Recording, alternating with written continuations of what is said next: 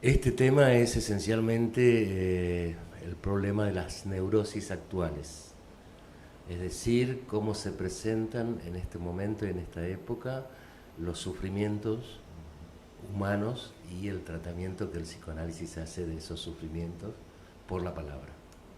Hablabas también de, bueno, de la técnica, cómo podemos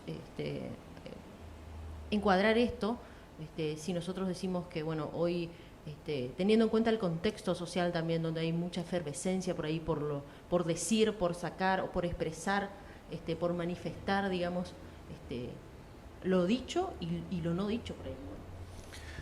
Exacto, estamos en un momento histórico donde el avance de la técnica, el capitalismo, la ciencia, etcétera, va produciendo un cierto efecto deshumanizante de la palabra, es decir, la pérdida de la particularidad de cada uno con respecto a lo que dice, a lo que sería su identidad en términos de la palabra, cómo se identifica en términos de palabra a un ser.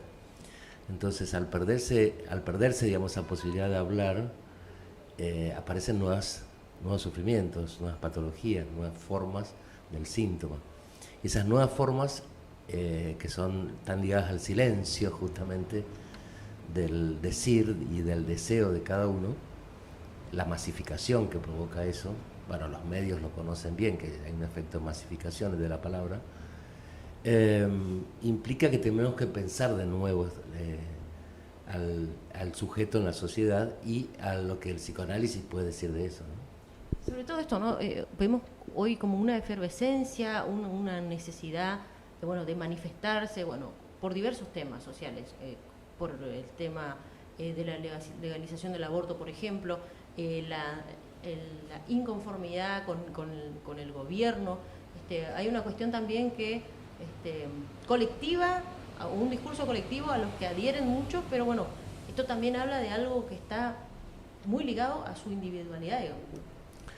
Sí, indudablemente frente a este momento histórico donde todo parece ser que nos condena a que seamos una cifra, un número, un valor social, dentro de una masa, existe, digamos, el retorno del sujeto individual, ¿no es cierto? Y de su particularidad y decir, bueno, esta es mi demanda social. Por ejemplo, en el tema del debate actual sobre el aborto o lo que implica, digamos, el lugar de la mujer en esta sociedad. Son demandas sociales que van a representar de alguna manera a cada uno de los que están en esa masa, pero en términos de un grupo. El grupo que reivindica tal cosa, el grupo que pide por tal cosa. Entonces, dentro de ese grupo hay que ver cada uno cómo también tiene su propia demanda pulsional, digamos, demanda de realización de algo de su deseo que quedó insatisfecho, imposible, etcétera. Algo de su lucha también con el ideal y lo real.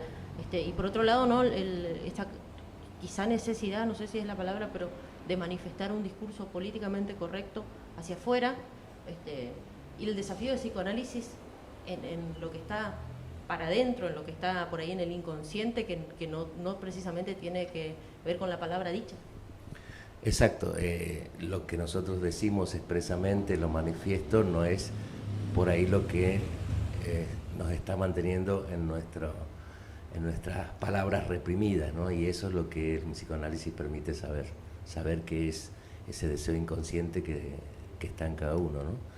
Pero con respecto al problema de las demandas sociales, es cierto que la demanda social a veces te anula a vos como individuo, pero a la vez te capitaliza, te ubica, te da un espacio, una pertenencia a un movimiento, a una determinada reivindicación, a un derecho, etcétera.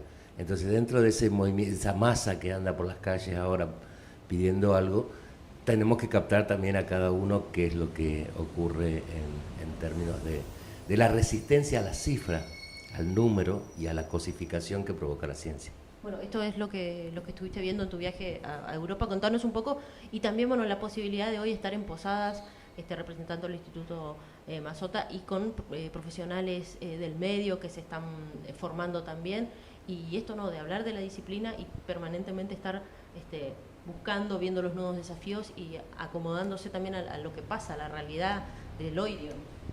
Exactamente. Hace poco en un congreso internacional en Barcelona se discutía un poco qué eran las políticas públicas y cómo el psicoanálisis podía intervenir en esas políticas, ¿no? De qué manera puede participar en esos debates actuales, contemporáneos.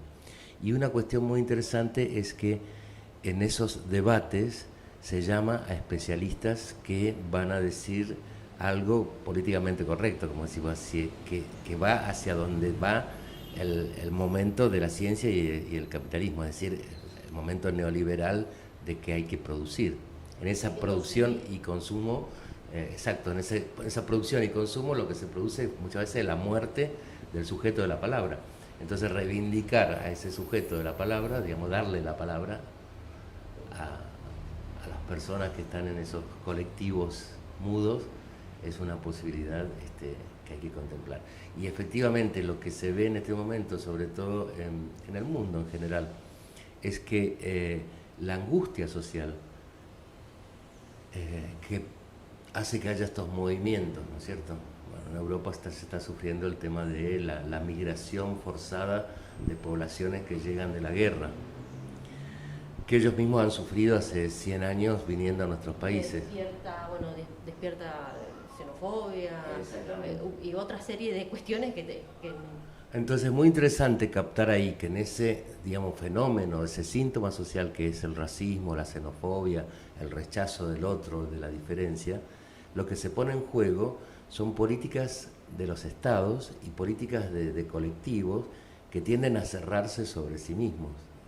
Europa misma está cerrada sobre sí cuando no permite la entrada de un inmigrante sirio, por ejemplo. Quiere decir que lo que observamos es un ascenso de los fenómenos de rechazo del otro, de lo diferente, etcétera, etcétera, pero que en verdad es el rechazo de lo diferente que hay en cada uno. Cada uno tiene un elemento diferente, cada uno es racista de sí mismo, digamos así. Entonces, en ese punto el psicoanálisis puede decir algo de cómo hay fenómenos de represión y de rechazo propios del lenguaje y propios de cada sujeto, digamos. Y sobre todo esto, ¿no? La posibilidad de generar el saber y que se modifique o que cambie algo, o cambie una visión o que ofrezca un nuevo paradigma de todo lo que está sucediendo. Exacto, hay posibilidades de un nuevo paradigma a nivel social, a nivel de, digamos, las políticas públicas, etcétera, etcétera. E indudablemente las demandas sociales permiten que se movilicen un poco, ¿no? Esa masa que anda por la calle es la que va a permitir aflojar lo duro de las políticas públicas que implementa el neoliberalismo.